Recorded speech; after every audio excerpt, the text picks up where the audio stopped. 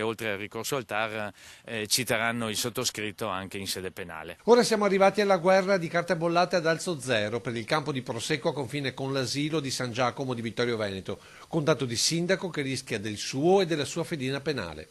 Segnali di una storia nata male che rischia di finire peggio, perché oltretutto non c'è dialogo tra le parti. Qual è l'ultimo contatto che lei ha avuto? Credo una quindicina di giorni fa, quando ho proposto appunto la permuta a tempo con l'aviosuperficie, mi aspettavo una risposta, sono passati una ventina di giorni circa, non li ho più sentiti. Una trattativa intavolata specifica, il sindaco sempre solo con i mediatori dei proprietari che di mestiere fanno tutt'altro che i vignaioli. Imprenditori che hanno acquistato l'area all'asta da un fallimento e dopo aver scoperto che non potevano edificare hanno optato per il prosecco. E forse sta anche qui la causa del muro contro muro con comune e genitori dell'asilo.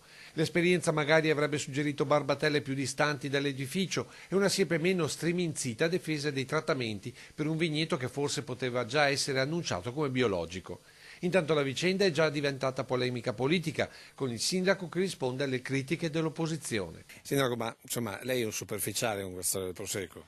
Beh, assolutamente no. Abbiamo fatto, ben prima che cominciassero i lavori di piantumazione, una diffida e anche un'ordinanza. Evidentemente di questo non è a conoscenza, evidentemente non vive Vittorio Veneto. Poi oggi c'è stata una presa di posizione addirittura del governatore. Nettissima, direi, che smentisce platealmente il suo forse compagno di partito da re. Ma al di là della politica la domanda d'obbligo è la seguente. Come andremo avanti adesso? Ovviamente altra ordinanza per togliere tutto quello che è stato fatto, una ulteriore, dopodiché presumo che i vignaioli impugneranno il ricorso al TAR, per cui, come dicevo prima, ci troveremo nelle aule del Tribunale.